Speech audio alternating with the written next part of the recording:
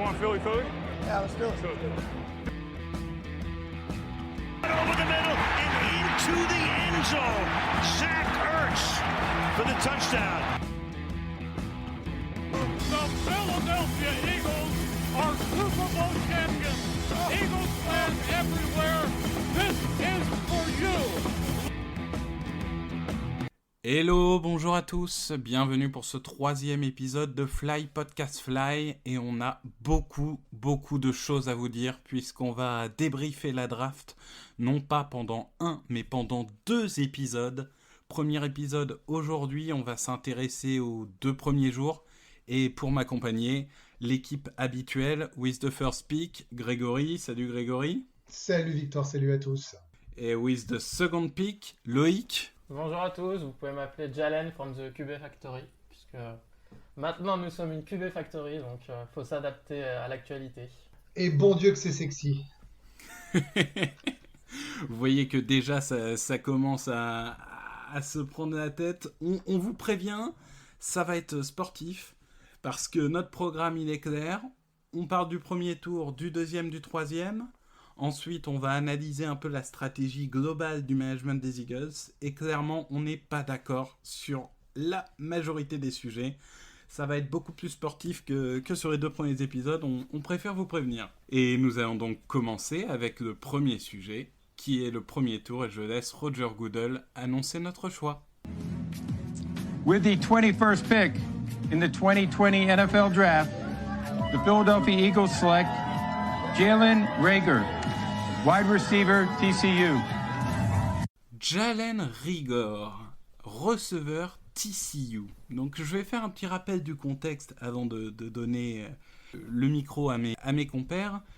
On a donc eu une sorte d'ascenseur émotionnel, puisque en numéro 16 est tombé un des receveurs du trio fantastique, CeeDee Lamb, qui pouvait potentiellement être sélectionné par les Eagles si nous avions réussi à trade up avec les Falcons.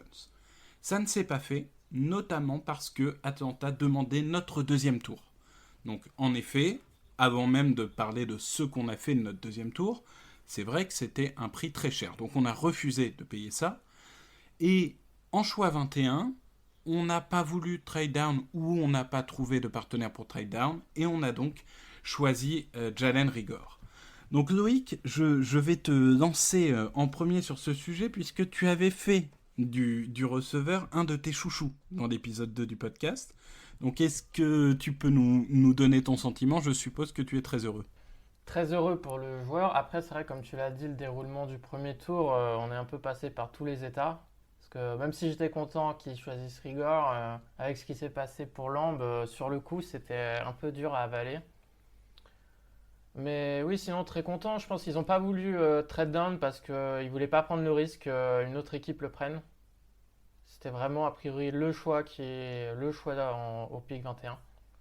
Donc c'est vrai que la dernière fois on n'avait pas parlé de Justin Jefferson qui était un peu annoncé comme s'il est là, c'est lui le choix, c'est sûr, c'est certain, tout le monde le disait. Au final, Justin Jefferson était là, ils ne l'ont pas pris. Donc non, moi je suis très content. Pour moi sur mon board, c'était le seul joueur que j'avais en 21. Sinon j'avais soit trade up, soit trade down. C'est vraiment quelqu'un qui est très explosif, qui va permettre d'amener des big plays. C'est ce qui manque cruellement à cette attaque. Parce que les drives à 15-16 actions en gagnant 5, 6, 7 yards à chaque fois, c'est cool à voir parce que c'est méthodique. Mais de temps en temps, tu as besoin de marquer un touchdown en 5 ou 6 plays, quoi. Donc explosivité, vitesse, c'est ce que tu cherchais vitesse. Au Il a de dernier la podcast. séparation, il y avait une stat, c'était sur ses tracés, il a obtenu de la séparation à 70% de ses tracés. Donc c'est très bon, même si en face, c'était pas forcément les meilleurs cornerbacks de NCAA. Voilà, c'est très intéressant en tout cas.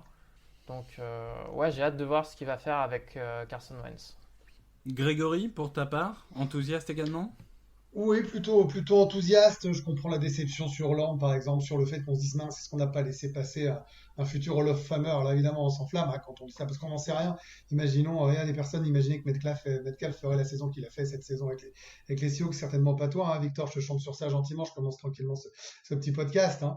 Mais l'idée, c'est d'imaginer qu'il fallait un joueur qui soit à cette position. Si effectivement il n'y avait pas de trade up, trade down, c'était je suis assez d'accord avec Loïc, il l'a très bien expliqué, je vais pas revenir dessus, il avait très bien dit la dernière fois, c'était un vrai 21. Voilà, c'était sa place par rapport à son talent. Moi, j'aime le côté explosif, le côté vitesse, le côté playmaker, le côté ça va surprendre, ça va partir dans tous les sens parce que sinon on avait tendance à ronronner. Ça, c'est bien. Oui, il faudra qu'il travaille sa concentration parce qu'il a un problème, c'est que il a été comparé beaucoup à Nelson Agholor. Moi, je pense que c'est quelqu'un qui va travailler. Je pense que c'est quelqu'un qui a plus de problèmes de concentration que de problèmes de main, ce qui est quand même essentiel pour un receveur, et donc il va grandir au sein de cette équipe. Mais mon point le plus positif pour Ray Agholor, c'est qu'il va travailler avec Carson Wentz. Et Carson Wentz, il a un truc, c'est qu'il est extrêmement précis quand il envoie le ballon. C'est-à-dire que c'est un mec qui est capable de trouver des trous de souris, vraiment D'ailleurs, je crois que dans les stats nouvelle génération, contredisez-moi si je dis une bêtise, mais depuis qu'il est en NFL, a vraiment des stats où il est capable d'envoyer le ballon, mais dans une poche miniature, entre le bras du receveur et le bras du cornerback. Et ça, quand vous travaillez un peu la précision, s'il travaille ses réceptions avec une telle précision de quarterback par rapport au nulos avec qui il faisait équipe en NCAA, je pense que ça va le sublimer. Et plutôt que d'avoir 40% de drop, s'il en arrive à 15, eh ben, on aura tout gagné avec ce mec-là. Bien, pour ma part, c'est vrai que c'est pas le choix que je préférais. La comparaison avec Agholor, elle vient en partie de moi, c'est vrai, parce que sur sa fiche de Touchdown Actu, j'avais comparé, mais je compare à l'Agholor à la sortie du USC. Je dis pas qu'il va faire la même carrière. C'est un joueur vraiment difficile à évaluer au niveau du potentiel parce que l'attaque de TCU était catastrophique. Alex Delton, Max Duggan, c'est des quarterbacks qui vraiment avaient un niveau, même pour la NCAA, très très limite. Et du coup, il n'a pas forcément eu l'occasion de se développer autant qu'il aurait pu. Et moi, c'est peut-être ça que je voudrais rajouter, c'est j'ai peur qu'on en attende trop dès la première saison. C'est un joueur qui est encore brut. C'est un joueur qui doit apprendre. Notamment à TCU, on ne lui a pas appris tout l'arbre des tracés. Donc il a encore beaucoup de choses à apprendre. Ça ne veut pas dire qu'il ne va pas réussir. Ça veut juste dire qu'en 2020, il n'aura peut-être pas l'impact que certains imaginent. Alors que avec 1 ou 2 ans de travail, en 2021, en 2022, il peut exploser. C'est pour ça que j'en attends pas un impact immédiat comme je l'attendais d'Arcega-Whiteside, par exemple. Je pense que c'est vraiment quelqu'un qui doit mûrir, et c'est pas que de sa faute, mais le fait est que j'ai du mal à imaginer qu'il soit notre receveur numéro 1 dès la première année. Ouais, moi je voudrais ajouter, Victor, si tu le permets. Le problème, c'est que l'attente va être très grande sur lui, parce que c'est vraiment le profil qui manquait l'année dernière, l'année encore d'avant, même en 2016. Et surtout, on en parlera après, mais par rapport au reste de la draft, concrètement, si on a un qui est obligé de contribuer, c'est lui. Donc la pression va être très forte sur lui. Après, on a le droit de croire, d'espérer peut-être, plus espérer que de croire, que Arcega-Whiteside va faire une meilleure deuxième saison que de première saison. Vous allez me dire, c'est pas compliqué, hein. Ça, c'est impossible qu'il fasse pire. Et on a le droit d'imaginer que les receveurs sont des postes où il faut un peu de maturité. Il faut, comme le disait Victor, il faut apprendre des tracés. Les cornerbacks et les défenses, ça n'a plus rien à voir avec la NCAA. Et qu'il y a des gars qui sont très matures très vite. Je citais Metcalf, oui, en l'occurrence, il a été très mature, mais ça reste un peu exceptionnel. Et d'autres ont besoin de maturer, de grandir, sachant quand même, pour parler d'Arcega-Whiteside, qu'il n'a pas été aidé l'an dernier. Et que quand on voit les receveurs avec les blessures et ce genre de choses qu'on a joué beaucoup en tight end comme d'habitude, il n'y avait pas tout pour exploser. Oui, ok, Ward a réussi en fin de saison, ce qui prouve qu'il y avait la place pour faire mieux. Mais je me dis que ces gars-là vont mûrir ensemble et que c'est une bonne chose. Voilà, donc globalement, on peut dire qu'il y a un certain optimisme dans l'équipe pour ce premier choix. Ça va être beaucoup plus compliqué avec le second, et encore une fois, on va en discuter. Et là, attention, préparez-vous parce que ça va être assez violent. With the 53rd pick in the 2020 NFL Draft, the Philadelphia Eagles select Jalen Hurts, quarterback, Oklahoma. Voilà, c'est le choc de cette draft. Dès le deuxième tour, avec le choix 53, les Eagles choisissent un quarterback, Jalen Hurts, quarterback d'Oklahoma, quarterback originellement d'Alabama. On pourra parler de ce qui a fait qu'il a transféré. C'est vraiment le choc, c'est inattendu, peut-être pour certains incompréhensible. On va essayer de donner peut-être des pistes d'explication parce que tout le monde est encore en pleine réflexion. On s'est donné quelques jours pour y réfléchir. Loïc, ton explication, ton analyse de ce pick? Alors moi déjà, je n'ai pas du tout regardé ce joueur-là, donc je ne vais pas me prononcer sur ses qualités de quarterback. Je pense que tu vas en revenir plus tard dessus, Victor.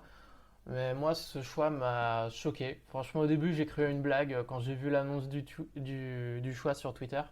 Franchement, j'ai cru qu'on nous faisait une blague. Parce que c'est incompréhensible. Wentz commence la première année de son extension de 5 ans. Il a 27 ans, il a porté la franchise sur son dos en décembre pour aller en playoff. Il joue avec que des joueurs de practice squad quasiment en attaque, c'était du grand délire. Il semblait enfin être le leader dans le vestiaire.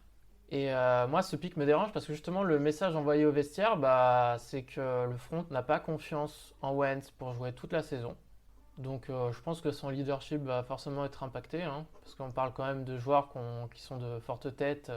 Je ne comprends pas du tout pourquoi ils lui ont donné une extension il y a 1 an pour drafter 1 an après un joueur en 53. Si c'est parce qu'il a eu une commotion au début du match de playoff, c'est hallucinant. Il faut rappeler qu'il a pris un coup à l'arrière de la tête, que je pense que bon nombre de joueurs auraient eu une commotion en prenant ce choc-là. Donc non, je comprends pas. Ce que je comprends pas non plus, c'est... après, j'entends dire que ce joueur est évalué par les autres équipes en tant que milieu de 3e tour, et là on le prend 53. Donc 53, c'est quand même un endroit où on pouvait espérer un bon prospect, un joueur qu'on pouvait espérer être titulaire dans 1 ou 2 ans.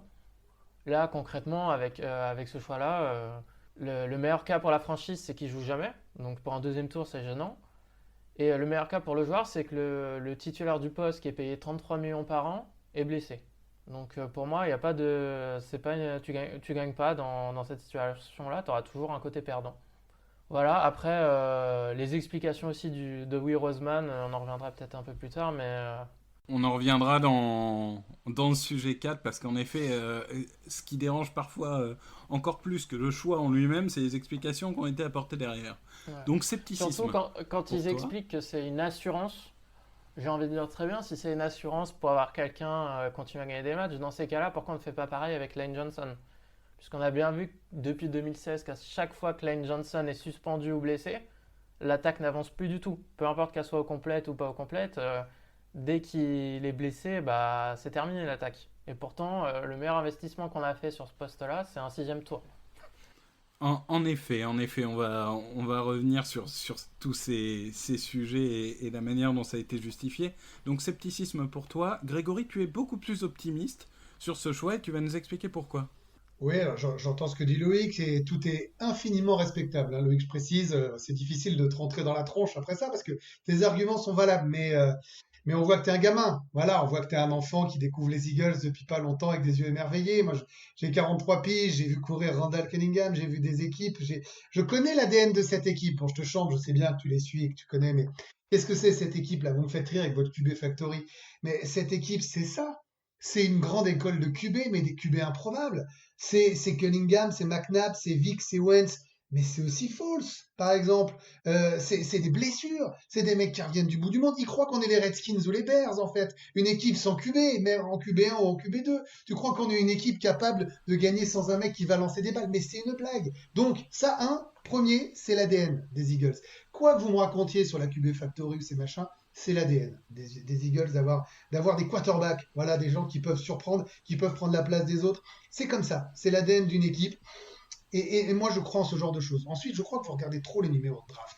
Je passe mon temps à dire, alors on l'a dans nos conversations privées, et je le dis dès que je peux, une draft, c'est sur un ensemble global. Si on se met à juste dire, oh, on a raté le numéro 53, gna gna, et que le reste est réussi dans l'esprit des gens, ce qui compte, c'est que la draft soit réussie. Est-ce qu'on avait besoin de receveurs? Est-ce qu'on a des receveurs? Oui. Est-ce qu'on avait besoin de vitesse? Oui. Est-ce que les joueurs qui sont sélectionnés derrière sont bons? Oui, et vous en parlerez encore mieux que moi. Est-ce que ce mec-là était un des meilleurs talents encore restant dans cette position de 53? On ne parle pas d'un top 10, on ne parle pas même pas d'un premier tour. Je pense que oui. Ce mec-là a réussi à Oklahoma et à Alabama. C'est pas des petites facs quand même. Il a 90% de victoires en carrière. Je te laisserai parler de tout ça, hein, Victor. Je dis juste que tu ramènes un winner dans ton équipe. Un mec qui lâche rien. Un underdog. Vous vous souvenez de ce nom? Ça vous a ramené quoi en 2017? Un Super Bowl. Non mais moi je veux bien, mais il faut penser à cet ADN-là. Donc ça c'est hyper important. Ensuite, il y a autre chose, c'est l'ADN de la ville. Parce que Philadelphie, c'est du travail, c'est de la passion, c'est des gens qui bossent et qui font taire les haters. Et qu'est-ce qui va se passer avec ce mec-là? Il va se passer ça. Moi, j'aime la tactique du on prend le meilleur joueur disponible et il faut tenir compte des blessures de Wentz. Et enfin, je terminerai avec l'effet Taysom Hill. Je suis désolé, tu ramènes ce mec-là qui va te jouer quelques snaps. Quand il va rentrer sur le terrain, mais les défenseurs sauront plus quoi faire en face. Ils vont se dire, bordel, il y a encore plus de menaces. Tout ça fait que c'est un très bon choix. Alors, moi, Grégory, pour revenir sur plusieurs de tes arguments, moi j'ai peur qu'il soit resté coincé au Super Bowl. En mode, on a eu 2 matchs extraordinaires de Nick Foles, faut qu'on refasse ça, Pas ces du 2 tout. matchs, tu les reverras jamais. Je te parle de l'ADN des Eagles. Je te parle de 30 ans d'espoir. On a gagné combien de Super Bowl avec un quarterback remplaçant? Rappelle-moi, parce que Mais si on rappelez-moi t'écoute, le on a nombre de l'impression playoffs. qu'on gagne tous les 5 ans. Mais rappelez-moi le nombre de playoffs qu'on joue par rapport aux autres. Vous êtes fous. Non, mais moi après sur la ville de Philadelphie, on sort, ce pick, il va mettre le bordel. Parce que du coup, dès que Wentz va avoir un problème avec lui, va faire un mauvais match, un mauvais carton, une mauvaise passe, toute la ville va appeler à ah, faut utiliser le backup, ça va être le bordel. Et quand tu dis que c'est qu'un deuxième tour, moi j'ai les stats là sous les yeux. Avec un deuxième tour, tu as 17,5% de chance de trouver un titulaire. Et dès que tu descends dans la draft, le pourcentage décroît assez fortement. Vu l'état du roster, je ne sais pas comment on peut se permettre un choix comme ça. Mais bon, c'est que mon avis. Alors c'est vrai que je rejoins une chose sur les fans. On sait que, il faut être honnête, la communauté de fans des Eagles et la vie de Philadelphie dans la plupart des sports en général est en général assez difficile. Donc c'est vrai que ça risque d'être... En fait, moi, ce qui me fait peur, je vais parler du joueur, mais ce qui me fait peur, c'est que ça soit un choix perdant-perdant-perdant. Au sens où perdant pour la franchise parce que ça crée de la confusion, parce qu'on se prive éventuellement d'un titulaire, alors qu'on aurait pu, si on voulait un edge, il y avait Penessa qui était disponible, un receveur, il y avait Denzel Mims ou Van Jefferson, un cornerback, Christian Fulton, un safety, il y avait Jeremy Chin. Il y avait beaucoup de joueurs.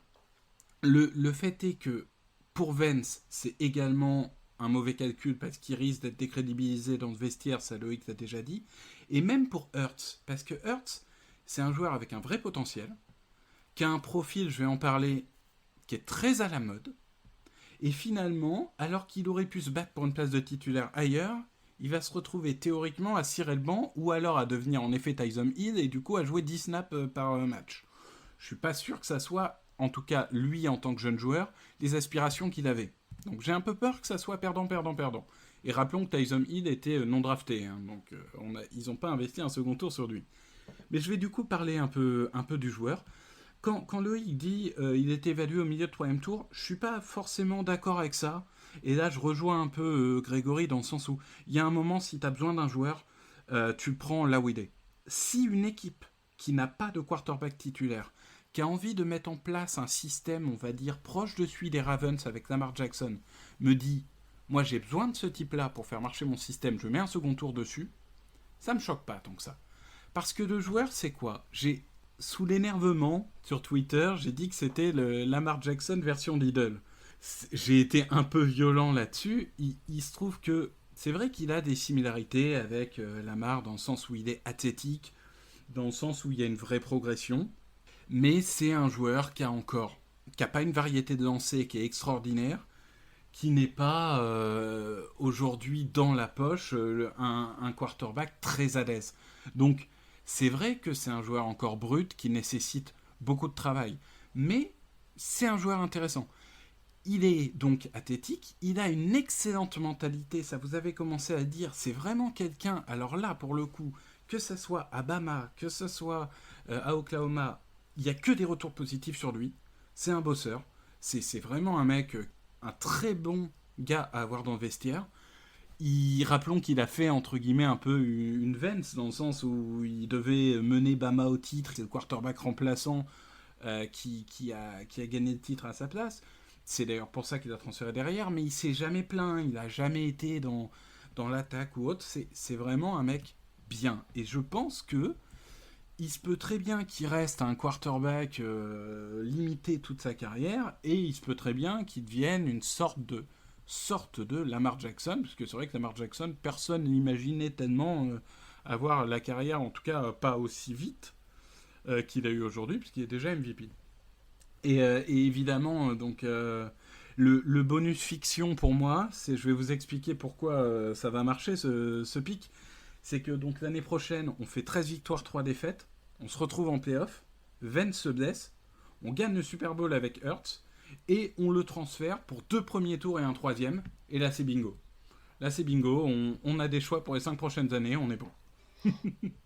Moi, je trouve quand même que vous êtes très dur par rapport à ça. Et j'insiste à mon image de draft global. C'est vraiment quelque chose à laquelle je tiens parce que c'est comme ça qu'on voit les besoins, les needs d'une équipe. Je trouve qu'ils ont été plutôt remplis.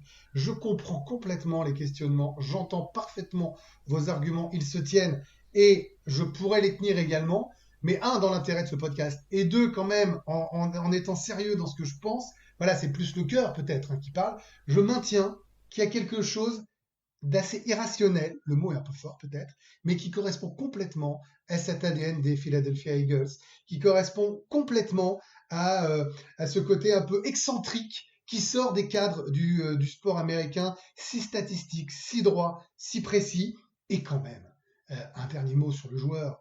C'est pas une pipe. Je veux dire, ce mec-là est un excellent joueur de football, est un très bon quarterback qui reste à développer. Ok, c'était peut-être pas le need numéro 1, mais je dis que si l'année prochaine, il aide avec une attaque qui a quand même tout, s'il n'y a pas de blessés, pour être une attaque de feu, ce sera bingo. Eh bien, on va terminer sur cette note positive et on va laisser encore une fois notre cher commissionnaire nous annoncer le 3e choix. With the 103rd pick in the 2020 NFL Draft, the Philadelphia Eagles select Davion Taylor, linebacker, Colorado. Le 3e choix, Davion Taylor, Colorado, linebacker extérieur. Alors on va peut-être faire un peu plus court sur lui parce que c'est pas un choix aussi clivant que pouvait l'être Hurts, c'est pas un choix aussi important que peut être celui de Rigor. Grégory, peut-être ton avis sur le recrutement du linebacker au 3e tour? Bravo surtout déjà. J'ai envie de te dire bravo. Bravo au nom de toute la France des Eagles d'avoir envisagé qu'un linebacker allait enfin être drafté par les Eagles parce que c'est vrai que les linebackers, alors je parlais de l'ADN 3 des QB. linebackers. La prochaine fois Alors que là, tu il y en doteras a de 3 moi, qui sont arrivés. tu Il faut que vous sachiez te qu'à souviendras de ça. chaque linebacker qui était drafté, il nous envoyait un petit message sur le groupe pour dire allez, vas-y, encore un linebacker, alors qu'on avait chambré de ça, on avait chambré sur ça évidemment tout au long du podcast précédent. Non, moi je vais vous laisser présenter vraiment le joueur parce que je vais être très sincère, je ne le connais pas extrêmement bien. J'ai cru comprendre qu'il était plutôt encore un peu brut de décoffrage. Voilà, je pense qu'il a un gros potentiel. Je pense pas que ça puisse être un titulaire. Voilà, là pour le coup, il n'a rien pour être titulaire tout de suite. Encore que, on ne sait jamais comment les joueurs peuvent se préparer. Le problème, c'est qu'on ne sait pas combien de temps va durer le camp. Est-ce qu'il y aura un camp quand bien même, est-ce qu'il y aura une saison voilà, on en est quand même déjà aussi à ce genre de préoccupation. Maintenant, ça fait partie d'une certaine logique de draft qu'on verra d'ailleurs, qu'on a vu avec Reagor et Hurts et qu'on verra par la suite. C'est-à-dire qu'ils ont vraiment visé des joueurs athlétiques. La draft des Eagles a été athlétique. À chaque fois, les mecs sont dans les plus hauts potentiels, soit de vitesse, soit de force, soit de puissance. Mais vraiment, on a drafté des monstres à plus de 9. Donc vraiment, je pense que ce gars-là est un gros potentiel et qu'il lui manque quand même un certain manque de football. Donc j'attends de voir ce qui peut se passer. Je suis, allez, 50-50. Joueur brut avec du potentiel, Loïc, t'es d'accord avec ça? De ce que je lis, ouais. Après, c'est vrai qu'il n'y a pas beaucoup de vidéos disponibles pour le moment sur YouTube. Il a l'air d'être très explosif. Il y a des highlights qui tournent sur Twitter dessus où on le voit qu'il a une vitesse folle. On le voit par exemple alors que son équipe perd de 35 points. Il arrive à courir sur 80 yards pour attraper le coureur adverse et l'empêcher de marquer. Donc déjà, ça, c'est une bonne mentalité. Après, c'est un projet en fait. De ce que je lis, c'est un projet. Donc moi, je dis pourquoi pas. Mais c'est vrai qu'après avoir pris un backup au 2e tour, prendre un projet au 3e, quand on sait que normalement, le 2e jour de la draft, c'est plutôt fait pour des titulaires en puissance, soit immédiats, soit dans un futur très proche, je reste dubitatif sur la stratégie en fait. Mais après, c'est vrai que comme le dit Grégory, de toute façon, peu importe le rookie, il va avoir du mal cette année au vu de l'intersaison qui s'annonce. Oui, alors je vais nuancer quand même. Troisième tour, on parle du choix 103, qui est un choix compensatoire tout au bout du troisième tour, donc à 2 choix d'être quatrième tour. On ne parle pas d'un choix 65 non plus. Je pense que vraiment le troisième tour, je trouve personnellement que c'est le tour où il y a le plus de différence entre vraiment un premier choix du troisième tour et un dernier. Parce que comme il y a énormément de choix compensatoires, c'est un tour très inégal. Cette année, il y avait quand même excuse-moi Victor, mais cette année, il y avait quand même beaucoup de joueurs encore intéressants. Là, je pense notamment, je me souviens plus de son nom, au linebacker que les Bengals prennent avec le premier choix du quatrième tour. Davis Geezer. Ouais, que t'aimais bien, je crois. Ouais. On peut se demander, mais on verra bien. De toute façon, c'est fait. Hein. Ils ont pris des athlètes, vous êtes d'accord avec ça? Cette année, vraiment. Ah oui, là, ils ont il y a une ligne de favorisé les conduite. athlètes, Quoi. ouais. Exactement, c'est là-dessus que j'allais insister, c'est par rapport à d'autres joueurs qui auraient été potentiellement sélectionnables ici, il y a un choix qui est fait. C'est le côté qu'on a depuis plusieurs années de dire on veut des joueurs qui ont eu de la production en université, ça on le met un peu de côté. On se dit bon, la technique ça s'apprend, le physique ça s'apprend pas. Donc on prend des profils athlétiques. Et là c'est ce qu'on a.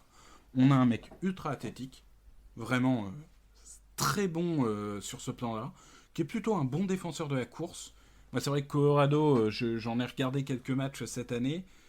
Il m'avait marqué par sa vitesse, son impact. Il m'a marqué aussi par sa naïveté sur la défense de passe. Mais ça encore, c'est quelque chose qui va s'apprendre, mais qui ne s'apprendra pas en un mois avec une off-saison réduite. Donc ça, c'est vrai qu'on tourne un peu en rond, mais ça va impacter de toute façon tous les rookies de toutes les équipes. Il faut qu'il progresse contre la passe, mais ça reste un joueur intéressant.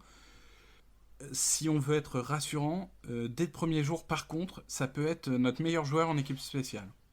Il a vraiment le profil à apporter en équipe spéciale dès le premier jour. Il est rapide, il est puissant, il va être le premier à être sur le retourneur. Vraiment, alors, c'est un joueur, et il y en a 2 autres dont on parlera dans la deuxième partie, dans le podcast d'épisode numéro 4, mais il y a vraiment 2-3 joueurs qui ont vraiment un profil pour contribuer en équipe spéciale dès la première année. Et il ne faut pas négliger les équipes spéciales, jamais, parce qu'elles font perdre ou gagner des matchs. Et vraiment, il peut devenir dès la première année un gros atout sur ce paramètre de jeu. Ouais, non, mais c'est cohérent. Voilà, il y a un petit pari. Mais tu as eu raison, je pense, Victor, parce que je vais être très honnête, j'avais pas calculé à quel point, effectivement, c'était un faux troisième tour. Ça veut rien dire, mais une vraie fin de troisième tour, et que vu le nombre de quatrième tours qu'on avait derrière, il y avait encore de la place de faire des coups, et on les verra, hein, parce que je pense qu'on l'a fait au 6e tour, et ça on en reparlera dans le prochain podcast. Il y a une vraie cohérence dans l'histoire. En effet, donc on conclut sur ces 3 choix. Donc je rappelle, Jalen Reagor en 21, Jalen Hurts en 53 et Davion Taylor en 103. Ce sont donc nos 3 choix des jours 1 et 2. Nous allons discuter maintenant, plus globalement, de Howie Roseman, de sa stratégie et de la manière dont il l'a justifiée.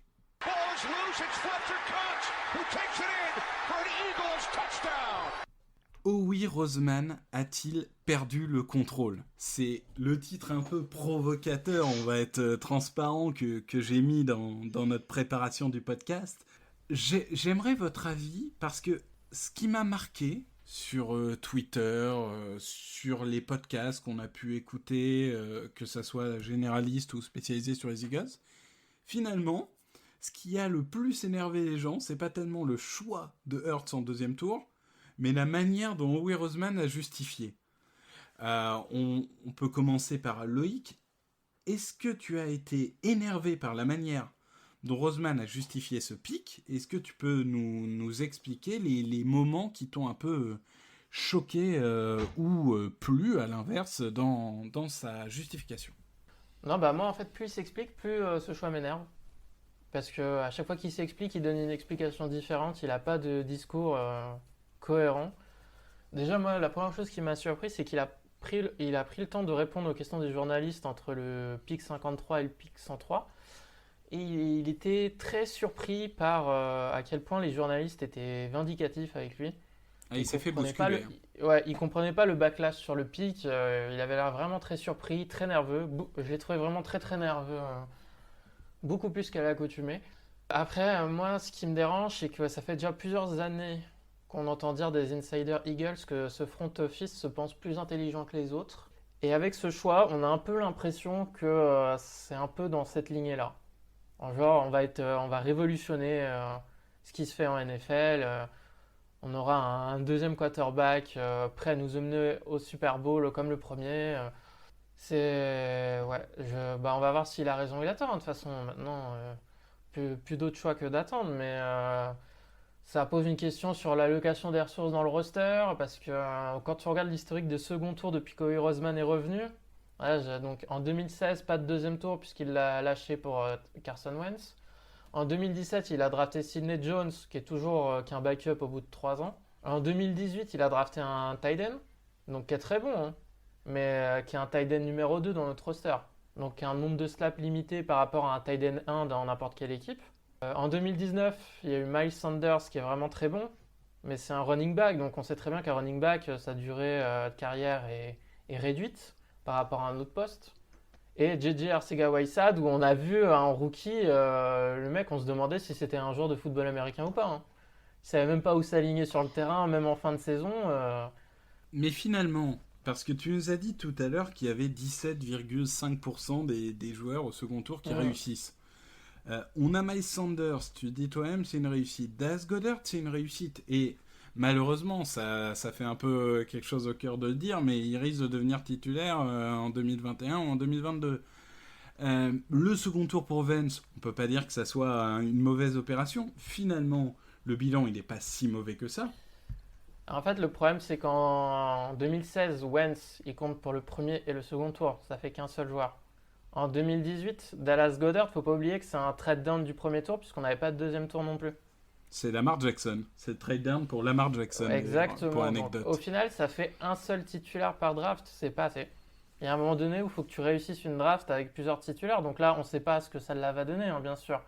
Mais c'est vrai que l'accumulation met les gens sur les nerfs. Et puis, on ne s'attendait pas du tout à cette stratégie-là. On attendait des titulaires en puissance pour un roster qui se fait vieillissant. Il est pas content, Loïc. Mais Grégory va nous apporter sa touche d'optimisme. Parce que c'est le vous le savez, hein, dans ce podcast. Et encore une fois, il va nous expliquer pourquoi on va gagner les 3 prochains Super Bowls avec 12 Pro Bowlers dès l'année prochaine. Vous faites de moi le béni oui tout gentil, tout positif à la solde de la direction. C'est lamentable. Non, je dis juste que il est mignon, Loïc, mais c'est lui le truand pour le coup. Parce qu'il est quand même en train de nous dire, en faisant tous les choix de draft, que donc Goedert, oui, oh, bon, voilà. Bon, d'accord. Moi, je trouve que c'est un super tight end. Il y a un moment, Zach Ertz, t'étais le premier à nous dire dans le podcast précédent qu'il avait déjà 32 ans, qu'il n'avait pas encore prolongé. On sera bien content d'avoir Goedert en tight end 1 si Ertz ne prolonge pas. Ah, bah bien sûr. Et ensuite, c'est pas ce que je dis, Grégory. Moi, je te parle de l'allocation des ressources. Non. J'entends l'allocation des ressources, mais on peut aussi pousser le raisonnement un peu plus loin. Tu vois, toi, tu vois que ce qui se passe sous ta fenêtre. J'essaie d'aller un peu plus vers l'horizon. Et ensuite, tu me dis, oui, alors Miles, Miles Sanders, rappelle-moi ce qu'il a fait. On aurait pu le mettre en Rookie of the Year. Hein. Il n'y avait pas de gros malaise. Hein. C'est la première fois et le mec, alors, ok, Howard a été blessé, mais il nous emmène quand même en partie en playoff aussi à la fin de la saison. Le mec est très bon, on découvre qu'il a des mains.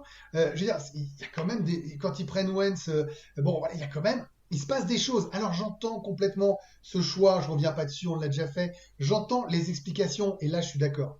Cataclysmique de Howie pour se justifier. Il n'a pas été bon en communication, il n'a pas su donner des explications claires. Ça, c'est incontestable, et pour des fans, c'est pas bon. Mais par contre, puisque je propose le mot fan dans ce podcast, la colère qui était là pour le day 2,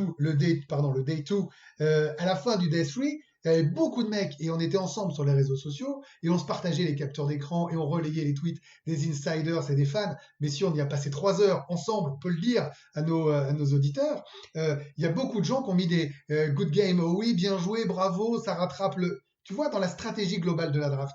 Donc, j'entends qu'en communication, il n'a pas été bon, et c'est grave de ne pas avoir su expliquer, parce que j'ai mieux expliqué que lui ce choix, il faut le dire. Donc, donnez-moi ce poste. Mais en même temps, dans la stratégie globale de la draft, et une fois de plus, on ne le saura qu'une fois que la saison sera passée, c'est pas mal quand même. Et les choix précédents n'étaient pas mauvais. C'est tout à fait défendable au niveau du choix, et encore une fois, moi, même si j'étais plutôt David Hoig, j'ai essayé de changer, de diversifier le débat au niveau du choix numéro 2 en parlant du joueur et ce qu'il pouvait apporter. Là, je dois avouer que j'ai du mal à me contenir sur la communication. Parce que vraiment, et là-dessus finalement on est tous d'accord, la communication est catastrophique. Et moi je vais revenir sur certains propos. Quand il nous dit que pour le meilleur ou pour le pire, il est un développeur de quarterback, une quarterback factory. Mais mec, t'es pas en NCAA, t'es pas USC. Le but c'est pas de trouver un nouveau quarterback à faire drafter tous les ans. Il y a un moment, le but c'est de gagner des matchs et tu peux pas mettre 5 quarterbacks sur le terrain à chaque fois. Après il nous dit, c'est un super gars, c'est un super teammate, etc. Mais je suis d'accord, moi j'ai été le premier à dire que c'était un super gars. Mais enfin, on a investi un second tour sur un mec qui, dans le meilleur des cas, ne jouera pas. Alors, tant mieux. Peut-être qu'il va faire les meilleures soirées barbecue de toute la NFL. Peut-être que ça va être génial chez lui. Il va organiser des fêtes, on s'en souviendra encore dans 20 ans. Mais je suis pas sûr que ça soit ça qui fasse gagner des matchs. Ensuite, ils nous disent que ils l'ont eu en interview au moment du Combine et que en seulement 20 minutes... il a donné une telle impression que sa valeur a augmenté, qui correspondait à la culture du club, etc. Je veux dire, il y a un moment, c'est le joueur, tu l'as étudié, il y a des contacts qui sont faits en amont, tu découvres pas en 20 minutes que le mec c'est Jésus-Christ, quoi. Enfin, je suis désolé, mais il y a un moment, c'est incohérent. Non, mais c'est incohérent de A à Z. Et ce que je trouve terrible, c'est que plus ils tentent de rajouter la communication, plus ça devient flou. Et moi, il y a une dernière chose. Oui, mais c'est de la com. C'est pas les joueurs, ça. On peut pas, Mais c'est de la com de merde. Ah oui, je suis d'accord, mais tout le monde est d'accord. Je vais pas me faire son défenseur à tout prix. C'est de la com de merde. T'as raison, c'est mal fait. Mais moi, je parle juste du talent des joueurs. Je m'en fous comment ils parlent. Ce qui compte, c'est si les mecs sont bons ou pas. Ouais, mais Pour moi. justement, en parlant du talent du joueur, comme le dit Vector, de ce qu'ils ont dit, ils l'ont juste interviewé au Combine et notre quarterback coach est allé le voir à son Pro Day. Et c'est tout. Il n'y a pas eu plus d'entretien que ça avec lui. En général, pour un quarterback, il y a plus de communication. Et il y a un dernier point, moi, qui me marque un petit peu, et finalement qui est applicable à toutes les entreprises et à tous les types de management, c'est que lorsqu'on a quelqu'un au pouvoir, bien sûr qu'il prend les décisions, mais il faut des contre-pouvoirs, il faut des gens qui sont capables de lui dire « Écoute, là, tu prends peut-être pas la bonne décision. Là, peut-être qu'on peut y réfléchir à nouveau. » Et il y avait un mec qui était là depuis longtemps, qui pouvait le faire, c'était Joe Douglas. Joe Douglas, maintenant, il est parti au New York Jets en tant que general manager, d'ailleurs, si je dis pas de bêtises.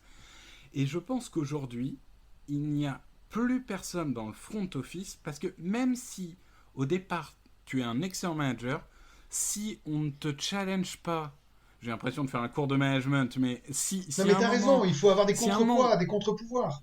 Si à un moment, il n'y a personne pour te dire, voilà, t'es déjà très bon, mais pour être meilleur, peut-être qu'il faut faire ça, peut-être qu'il faut réfléchir 2 fois à cette décision, peut-être que machin. J'ai l'impression qu'aujourd'hui, il n'y a personne qui peut faire ça.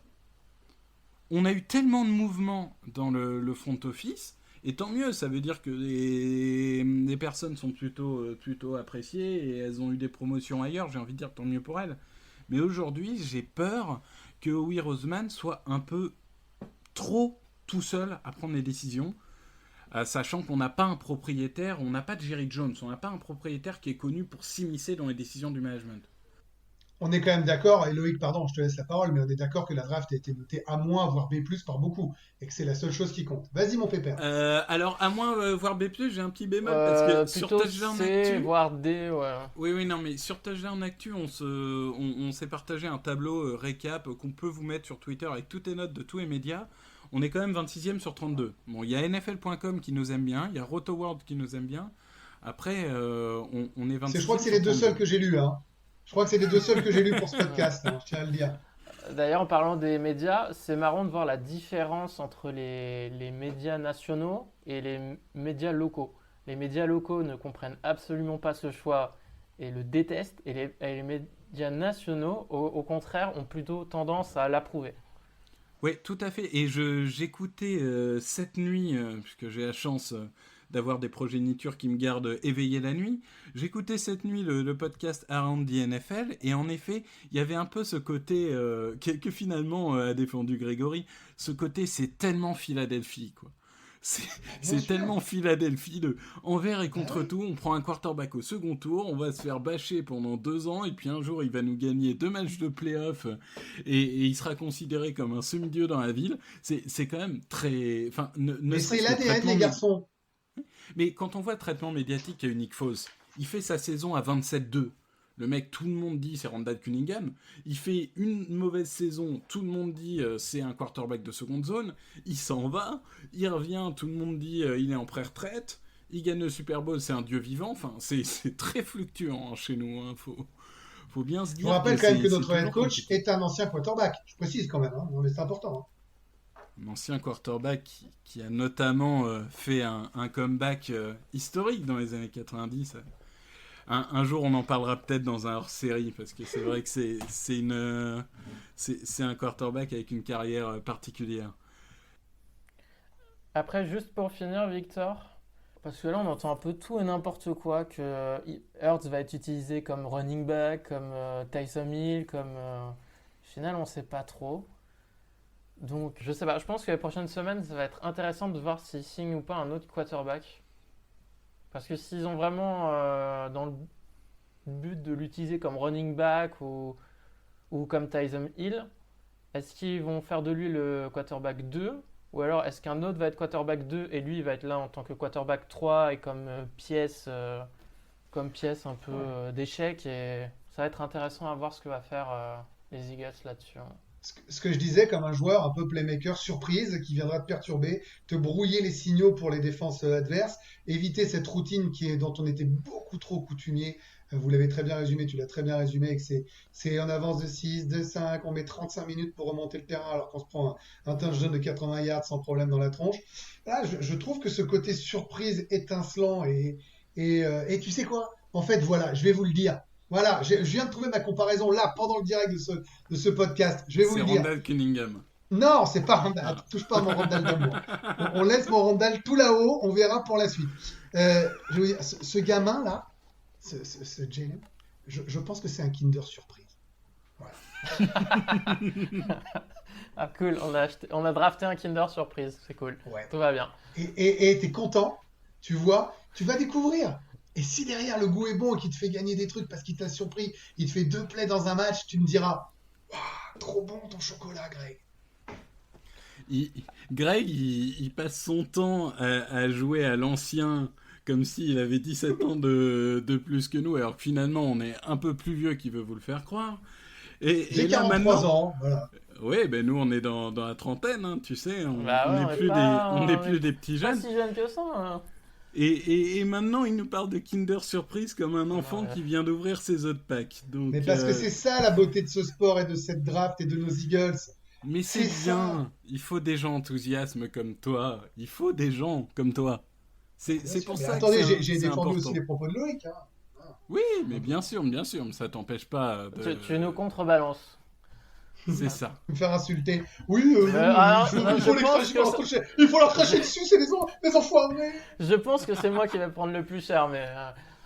Non, après, pour la communication, je voulais juste ajouter quelque chose, parce que Howie Roseman a déclaré qu'il avait prévenu Carson Wentz avant le choix, et qu'il lui avait juré qu'il allait lui prendre plein d'armes, qu'il allait bien l'entourer pour lui donner les meilleurs moyens de gagner.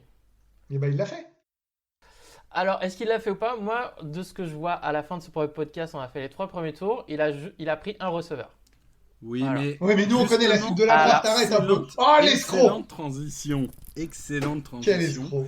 Puisqu'en effet, on va vous laisser pour ce premier podcast, parce que je pense qu'on a fait le tour des 3 premiers choix. Et on va se retrouver dès demain avec un nouvel épisode 4, où on parlera de la fin de la draft et justement où on pourra avoir une vision plus globale sur l'ensemble des choix et donner notre note finale sur l'ensemble de la draft que nous avons vécu.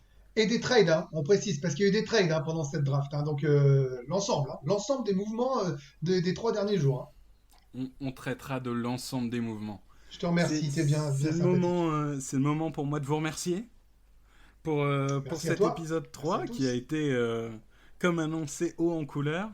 Je rappelle, si vous voulez nous suivre sur les réseaux sociaux, Loïc Eagles FR, pour ma part Victor Roulier et Grégory HR sur Twitter. Donc n'hésitez pas à venir vous confronter à nous et nous expliquer pourquoi on a dit des bêtises. Hein, parce que, Et pourquoi évidemment- Grégory a tort surtout. Ah, Pourquoi nous Loïc rejoindre. est un éternel? Non, mais en fait, je pense que. Messieurs, non, Loïc, il faut le dire. messieurs. Venez nous Il faut le rejoindre. dire, du Loïc côté a un maillot des obscur. Giants à la maison. Loïc a un maillot des Giants à la maison. Je suis sûr qu'il a des chaussettes Cowboys. J'en suis Vous êtes- sûr. Vous êtes insupportable. On s'est contenu pendant 2 épisodes et là maintenant ça y est. J'ai l'impression d'être maître d'école. Bon, Allez, on y va. eh ben, Allez, salut. on reste sur cette conclusion et on vous retrouve très vite pour débriefer de la fin de la draft. Open with a throw and a pass picked off by Dawkins. Brian Dawkins with the interception. And Dawkins is down to the 10.